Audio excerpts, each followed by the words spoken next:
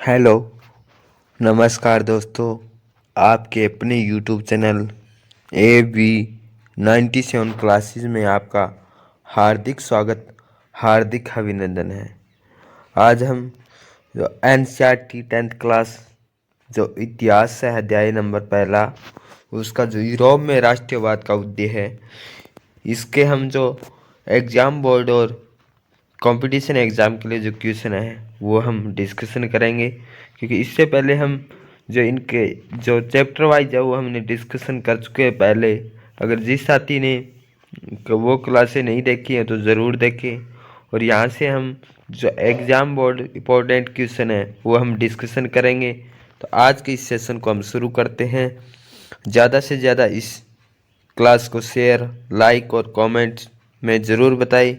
और आज की सेशन को हम शुरू करते हैं यूरोप में राष्ट्रवाद का उद्देश्य।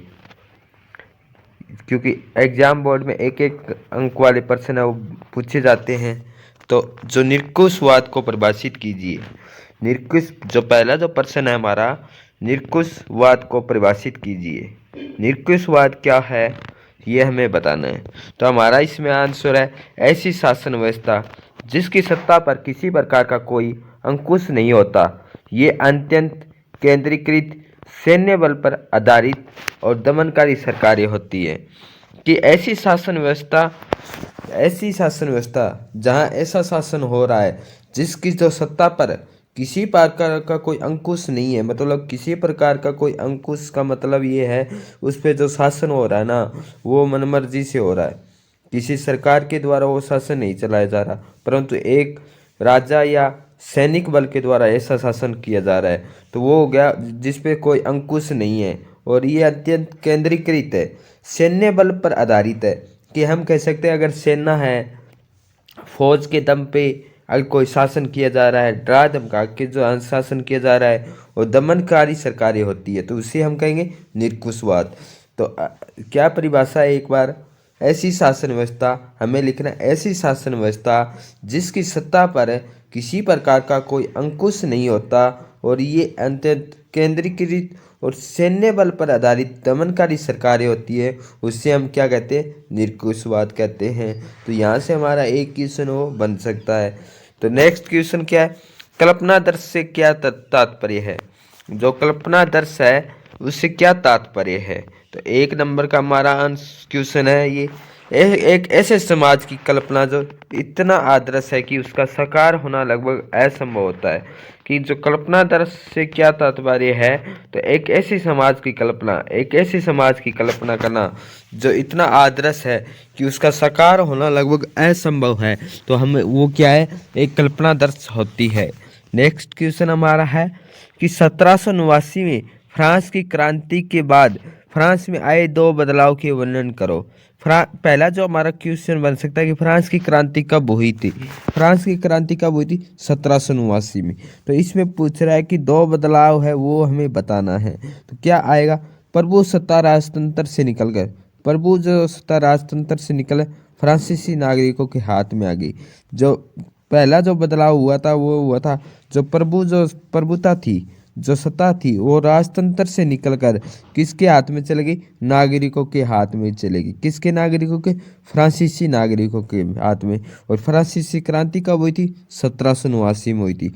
लोगों द्वारा राष्ट्र का गठन और उसकी नीतियाँ तय करेंगे। कि वहाँ कहा गया है कि 1789 के बाद जब लोगों के हाथ में सत्ता गई, जब फ्रांसीसी नागरिकों के हाथ में गई, तो वहाँ के लोगों के द्वारा राष्ट्र का गठन किया जाए और इसकी नीतियाँ भी वही लोग तय करेंगे जो उनके हाथों में गई है। तो ये हमारे दो बदलाव थे फ्रांसीसी क्रांति के बाद। नेक्स्ट क्वेश्चन हमारा है कि औद्योगिकरण के फलस्वरूप यूरोप में कौन से औद्योगिकरण के फलस्वरूप यूरोप में कौन से नए सामाजिक समूह अस्तित्व में आए थे? औद्योगिकरण के फलस्वरूप यूरोप में कौन से जो नए सामाजिक समूह अस्तित्व में आए थे? तो कौन से दो आए थे? श्रमिक वर्ग के लोग और मध्यम वर्ग के उद्योगपति इत्यादि दो समूह हैं वो उभर कर आए थे औद्योगिकरण के बाद यूरोप में। तो पहला आया था श्रमिक वर्ग और दूसरा आया था मध्यम वर्ग जो उद्योगपति इत्यादि थे। उदारवाद का क्या अर्थ है बताइए। उदारवाद है, इसका क्या मतलब है। उदारवाद, उदारवाद यानी मध्यम वर्गों के लिए, जो उदारवाद यानी क्या, मध्यम वर्ग, जो लिबरेशन, मध्यम वर्गों के लिए उदारवाद का मतलब था कि व्यक्ति के लिए आज़ादी और कानून के समक्ष बराबरी। उदारवाद का क्या अर्थ है, आज़ादी और कानून के समक्ष बराबरी, किसके, जो व्यक्ति के लिए। जो मध्यम वर्ग उदारवाद का मतलब था कि व्यक्ति के लिए जो आज़ादी और कानून के समक्ष बराबरी है, वो क्या है, उदारवाद का अर्थ है। नेक्स्ट क्वेश्चन हमारा, 19वीं शताब्दी में उदारवाद की आर्थिक क्षेत्र में प्रमुख मांग क्या थी। 19वीं शताब्दी में उदारवाद की जो आर्थिक क्षेत्र में प्रमुख मांग क्या थी। उदारवाद, बाजारों की मुक्ति। उदारवाद की जो प्रमुख मांग क्या थी कि बाजारों की मुक्ति और चीजों और पूंजी के आवागमन पर राज्य के द्वारा लगाए गए नियंत्रण को खत्म करने के पक्ष में था। कि उदारवाद है 19वीं शताब्दी में उनकी जो प्रमुख मांग थी कि बाजारों की मुक्ति हो, चीजों और पूंजी की जो आवागमन हो रहा है, जो आयात और निर्यात हो रहा है, उन पर राज्य के द्वारा लगाए गए नियंत्रण है, टैक्स है, उनको खत्म करने के पक्ष में था। कौन, उदारवाद की प्रमुख मांग थी। और उदारवाद क्या था, जो व्यक्ति के लिए आज़ादी और कानून के समक्ष बराबरी हो। क्वेश्चन नंबर हमारा नेक्स्ट है, 19वीं शताब्दी में शुल्क, नेक्स्ट क्वेश्चन हमारा, शुल्क संघ का मुख्य कार्य लिखो। शुल्क संघ के मुख्य कार्य क्या थे। जो शुल्क थे संघ थे, उनके मुख्य कार्य क्या थे। शुल्क संघ के मुख्य कार्य निम्नलिखित है। इस संघ ने, जो शुल्क संघ था, इसने शुल्क अवरोधों को समाप्त कर दिया। जो टैक्स थे उनको समाप्त खत्म कर दिया। मुद्राओं की संख्या 30 से घटाकर 2 कर दी गई। मुद्राओं की संख्या कितनी थी, 30 से घटाकर कितनी कर दी, 2 कर दी। ये क्या थे, शुल्क के मुख्य क्या थे, शुल्क के मुख्य कार्य थे। तो शुल्क के मुख्य कार्य कितने थे, 2 थे। पहला क्या था, हमने देखा, पहला देखा कि शुल्क अवरोधों को समाप्त कर दिया जाए। मुद्राओं की संख्या 30 से घटाकर कितनी कर दी थी, 2 कर दी थी। नेक्स्ट क्वेश्चन हमारा है जी, रूढ़िवादी किन पारंपरिक संस्थाओं को बनाए रखने के पक्ष में थे। रूढ़िवादी है, जो रूढ़िवादी लोग थे वो किन पारंपरिक संस्थाओं को बनाए रखने के पक्ष में थे। तो हमारा उत्तर है कि रूढ़िवादी है, राजतंत्र है, चर्च है, सामाजिक ऊंच नीच है, संपत्ति और परिवार को बनाए रखने के पक्ष में थे। रूढ़िवादी किन पारंपरिक संस्था को बनाए रखने के पक्ष में थे। हमारा आंसर आएगा जी, रूढ़िवादी है, जो राजतंत्र है, चर्च, सामाजिक ऊंच नीच, संपत्ति और परिवार को बनाए रखने में पक्ष में थे रूढ़िवादी पारंपरिक संस्थाएं। नेक्स्ट क्वेश्चन हमारा है, कुलीन वर्ग यूरोप महाद्वीप का सबसे प्रभुत्वशाली वर्ग क्यों था। कुलीन वर्ग यूरोप महाद्वीप का सबसे प्रभुत्वशाली वर्ग क्यों था।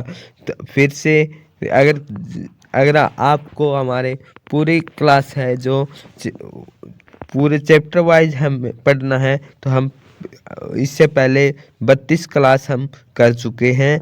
अगर जिस साथी या जिस स्टूडेंट ने अगर वो क्लासें नहीं देखी है तो उनको ज़रूर देखें। और ये हम जो एग्ज़ाम बोर्ड की तैयारी के लिए हम ये क्वेश्चन कर रहे हैं, ताकि एग्ज़ाम में ऐसे क्वेश्चन आए तो हमारे क्वेश्चन जो गलत ना हो और हमें अच्छे मार्क्स है वो प्राप्त हो। कुलीन वर्ग यूरोपीय महाद्वीप का सबसे प्रभुत्वशाली वर्ग क्यों था। तो इसमें जो हमारा जो आंसर आएगा, कुलीन वर्ग है यूरोपीय महाद्वीप का सबसे प्रभुत्वशाली वर्ग था, जिसके कारण निम्नलिखित है। कौन से जो कारण है जी, वो इसलिए जो कुलीन वर्ग है यूरोप का महाद्वीप का सबसे प्रभुत्वशाली वर्ग बना था। तो इसमें हमारा पहला जो कारण है, इस वर्ग के सदस्य इस वर्ग के सदस्य साक्ष्य जीवन शैली से बने हुए थे, और जो क्षेत्रीय विभाजनों के आर पार व्याप्त थी, वह ग्रामीण क्षेत्रों में जायदाद और शहरी हवेलियों के मालिक थे। तो ये हमारे 2 कारण थे, कुलीन वर्ग यूरोप महाद्वीप का सबसे प्रभुत्वशाली वर्ग बनने के कारण। तो हम आंसर में जो अगर ये क्वेश्चन हमारे एग्जाम बोर्ड में आएगा, हम ये आंसर है लिख सकते हैं। नेक्स्ट क्वेश्चन है, ज्यूसेप्पी मैथ्सनी ने किन 2 भूमिगत संगठनों की स्थापना की थी। क्वेश्चन पूछा जा रहा है कि जियुसेप्पी मैत्सनी था, उन्होंने दो भूमिगत संगठनों की स्थापना की थी, वो कौन सी थी? तो हमारा जो आंसर आएगा जी, दो भूमिगत संगठनों की स्थापना की थी, वो थी पहले थी मार्सेई में यंग इटली मार्सेई में किसने की थी स्थापना? तो जियुसेप्पी मैत्सनी ने। क्वेश्चन पूछा जा सकता है या बर्न में यंग यूरोप का संगठन बनाया था, ये किसके द्वारा बनाया गया था? तो हमारा आंसर आएगा जी जियुसेप्पी मैत्सनी के द्वारा। नेक्स्ट क्वेश्चन है कब और किस संधि के द्वारा यूनान को एक स्वतंत्र राष्ट्र के रूप में मान्यता मिली? कब और किस संधि के द्वारा यूनान को एक स्वतंत्र राष्ट्र के रूप में मान्यता मिली? तो हमारा आंसर आएगा जी 1832 की कस्तूनिया की संधि ने ईरान को एक स्वतंत्र राष्ट्र की मान्यता दी। तो ये हमारा आंसर है। क्वेश्चन आएगा कि 1832 की किस संधि ने यूनान को एक स्वतंत्र राष्ट्र की मान्यता दी? तो ये कंपटीशन एग्जाम में भी पूछा जा सकता है कि 1832 की किस संधि ने यूनान को एक स्वतंत्र राष्ट्र की मान्यता दी? तो हमारा आंसर आएगा कस्तूनिया की संधि ने कब 1832 में यूनान को एक स्वतंत्र राष्ट्र की मान्यता दी। नेक्स्ट क्वेश्चन हमारा रूमनीवाद किस विचारधारा का प्रतिनिधित्व कर रहा है? जो रूमनीवाद है किस विचारधारा का प्रतिनिधित्व कर रहा है? रूमनीवाद एक साक्ष्य सामूहिक विरासत की अनुभूति और एक सांस्कृतिक अतीत को राष्ट्र का आधार बनाया गया है।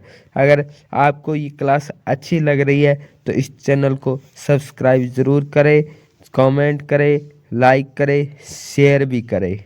ज़्यादा से ज़्यादा इस क्लास को शेयर करें और कमेंट सेशन में ज़रूर बताएं कि क्लास कैसे लगी। नेक्स्ट क्वेश्चन हमारा है केराल क्रुपस्की का पोलैंड के राष्ट्रीय संघर्ष में योगदान बताइए। तो हमारा आंसर आएगा कि केराल क्रुपस्की ने राष्ट्रीय संघर्ष का अपने ओपेरा और संगीत से गुणगान किया और पोलेनेस और मजूरका जैसे लोक नृत्य को राष्ट्रीय प्रतीक में बदल दिया। क्या क्वेश्चन था हमारा? क्वेश्चन था हमारा केराल जो क्रुपस्की और पोलैंड के राष्ट्रीय संघर्ष में योगदान बताइए। तो हमारा आंसर था केराल जो क्रुपस्की ने राष्ट्रीय संघर्ष का अपने ओपेरा और संगीत से गुणगान किया और क्या किया? पोलेनेस और मरजुरका जैसे लोक नृत्य को राष्ट्रीय प्रतीक में बदल दिया। ये उनका योगदान था। क्या था कि मरजुरका जैसे लोक नृत्य थे उनको राष्ट्रीय प्रतीक में बदल दिया। ये किसका योगदान था? तो ये था पोलैंड के कौन थे? केराल क्रुपस्की थे, जो केराल थे उनका ये राष्ट्रीय योगदान था और उन्होंने क्या किया? पोलेनेस और मजूरका जैसे लोग नृत्य थे उनको राष्ट्रीय प्रतीक में बदल दिया। क्वेश्चन नंबर हमारा ब्रितानी राष्ट्र में रहने वाले प्रमुख निर्जातीय समूह कौन से थे? क्वेश्चन हमारा इम्पोर्टेंट है कि ब्रितानी राष्ट्र में रहने वाले प्रमुख समूह कौन से थे? तो आंसर आएगा जो ब्रितानी राष्ट्र में रहने वाले प्रमुख निर्जातीय समूह अंग्रेज थे, वेल्स थे, स्कॉट और आयरिश थे। कितने समूह है? अंग्रेज, वेल्स, स्कॉट और आयरिश। ये किस राष्ट्र में रहते थे? तो ब्रितानी राष्ट्र में रहने वाले समूह थे। तो हमारा क्वेश्चन यहाँ से बन सकता है एग्जाम बोर्ड के लिए। नेक्स्ट क्वेश्चन है उदारवादी आंदोलन में महिलाओं की सक्रिय भूमिका के 2 बिंदु लिखिए। कि उदारवादी आंदोलन में महिलाओं की सक्रिय भूमिका की 2 बिंदु लिखिए। तो क्या है? पहला बिंदु है हमारा, पहला जो पॉइंट है, महिलाओं ने अपने राजनीतिक संगठन स्थापित किए। महिलाओं ने क्या किए? अपने राजनीतिक संगठन स्थापित किए। दूसरा पॉइंट है अखबार शुरू किए और राजनीतिक बैठकों और प्रदर्शनों में शिरकत की। कि राजनीतिक बैठकों और प्रदर्शन थे उनमें भी महिलाओं ने भाग लिया था। नेक्स्ट क्वेश्चन फ्रांसीसी क्रांति थी, जो फ्रांसीसी क्रांति थे उसके रूपक चिन्ह कौन थे? पहला क्वेश्चन हमारा फ्रांसीसी क्रांति कब हुई थी? फ्रांसीसी क्रांति 1789 में हुई थी और इसके जो मुख्य चिन्ह थे वो क्या थे? उनके चिन्ह थे मरियन, लाल टोपी, तिरंगा और कलगी थे। क्या थे? कलगी, तिरंगा, लाल टोपी, मरियन, ये क्या किसके प्रतीक थे? फ्रांसीसी क्रांति के। क्वेश्चन हमारा है नेक्स्ट क्वेश्चन है हमारा, जर्मेनिया का अर्थ बताइए। जर्मेनिया का क्या अर्थ है? जर्मेनिया का अर्थ है, जर्मेनिया जर्मन राष्ट्र का रूपक है। जर्मेनिया है जर्मन राष्ट्र का रूपक है। जर्मेनिया जर्मन राष्ट्र का रूपक और चाक्षुष अभिव्यक्तियों में बलूत वृक्ष के पत्तों का मुकुट पहनाती है। जर्मेनिया का जो अर्थ है, जर्मेनिया किसका रूपक है? जर्मन राष्ट्र का। और किसके बलूत वृक्ष के पत्तों का मुकुट पहनाती है?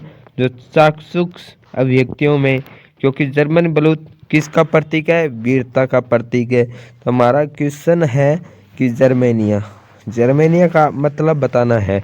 तो हम लिखेंगे जर्मेनिया जर्मन राष्ट्र का रूपक है और जो चाक्षुष अभिव्यक्तियों में बलूत वृक्ष के पत्तों का मुकुट पहनाती है, क्योंकि जर्मन एक बलूत वीरता का प्रतीक है। बाल्कन क्षेत्र के अंतर्गत आने वाले दो प्रमुख राज्यों के नाम लिखो। कि बाल्कन क्षेत्र में आने वाले, बाल्कन जो क्षेत्र के अंतर्गत आने वाले दो प्रमुख राज्यों के नाम लिखो। तो हमारा आंसर आएगा जी, बाल्कन क्षेत्र के अंतर्गत आने वाले दो प्रमुख राज्य है आधुनिक रोमानिया, बुल्गारिया, यूनान और इत्यादि। बाल्कन क्षेत्र के अंतर्गत आने वाले दो प्रमुख राज्य है आधुनिक रोमानिया, बुल्गारिया, यूनान और इत्यादि। नेक्स्ट क्वेश्चन हमारा है जी कि जनमत संग्रह का क्या अर्थ है? जनमत संग्रह का क्या अर्थ है? तो ये हमें बताना है। जनमत संग्रह का अर्थ होता है कि एक प्रत्यक्ष मतदान जिसके जरिए एक क्षेत्र के सभी लोगों से एक प्रस्ताव को स्वीकार या अस्वीकार कराया जाता है। कि एक प्रत्यक्ष मतदान है जिसके जरिए एक क्षेत्र के सभी लोगों से एक प्रस्ताव को स्वीकार या अस्वीकार कराया जाता है, वह जनमत संग्रह होता है। तो आज जो हमने हैं एक नंबर वाले क्वेश्चन थे एग्जाम बोर्ड के लिए, वो हमने डिस्कशन किए थे। नेक्स्ट क्लास में हमारे 3 अंकों वाले प्रश्न रहेंगे और ये हम नेक्स्ट क्लास में डिस्कशन करेंगे। आज जो हमारे क्वेश्चन थे निरंकुशवाद क्या था, ये हमने डिस्कशन किया था। कल्पनादर्श क्या था, फ्रांसीसी क्रांति कब हुई, इसके 2 बदलाव हमने। उदारवाद का क्या अर्थ था और 19वीं शताब्दी में उदारवाद की आर्थिक क्षेत्र में प्रमुख मांग क्या थी, शुल्क संघ का मुख्य कार्य क्या थे और रूढ़िवादी किन पारंपरिक संस्था को बनाए रखने के पक्ष में थे। नेक्स्ट क्वेश्चन था कुलीन वर्ग यूरोप महाद्वीप का सबसे प्रभुत्वशाली वर्ग क्यों था। ज्यूसेपी मैचनी ने कौन से 2 संगठन बनाए थे। कब और किस संधि के द्वारा ईरान को एक स्वतंत्र राष्ट्र के रूप में मान्यता मिली थी। रोमानीवाद थे किस विचारधारा का प्रतिनिधित्व कर रहे थे। कैरोल स्क्रूप्सकी पोलैंड के राष्ट्रीय संघर्ष में क्या योगदान था और ब्रितानी राष्ट्र के रहने वाले प्रमुख निर्जातीय समूह कौन से थे। उदारवादी आंदोलन की महिलाओं की सक्रिय भूमिका क्या थी। ये क्वेश्चन थे। फ्रांसीसी क्रांति के चिन्ह कौन से थे और था जर्मनिया का अर्थ क्या है। बाल्कन क्षेत्र के अंतर्गत आने वाले 2 प्रमुख राज्यों के नाम लिखिए। जनमत संग्रह का क्या अर्थ है, ये क्वेश्चन हमने डिस्कशन किए थे। और यहाँ से क्वेश्चन है एग्जाम बोर्ड के लिए या कंपटीशन एग्जाम से ज़रूर क्वेश्चन पूछे जाते हैं, तो इनको नोट्स बनाएं ताकि जो हमारे एग्ज़ाम बोर्ड में अच्छे मार्क्स आए। और ज़्यादा से ज़्यादा इस वीडियो को शेयर करें, क्योंकि यहाँ से 2 या 3 क्वेश्चन है ज़रूर पूछे जाएंगे एग्ज़ाम बोर्ड के लिए। तो आज के इस सेशन को हम यहीं विराम करते हैं। मिलते हैं नेक्स्ट जो हमारे 3 अंक वाले इन क्वेश्चनों के साथ। और ज़्यादा से ज़्यादा इस वीडियो को शेयर करें, लाइक करें, कमेंट सेशन में भी ज़रूर बताइए कि क्लास कैसे रही। आज की इस सेशन को हम विराम करते हैं। Thank you all of you.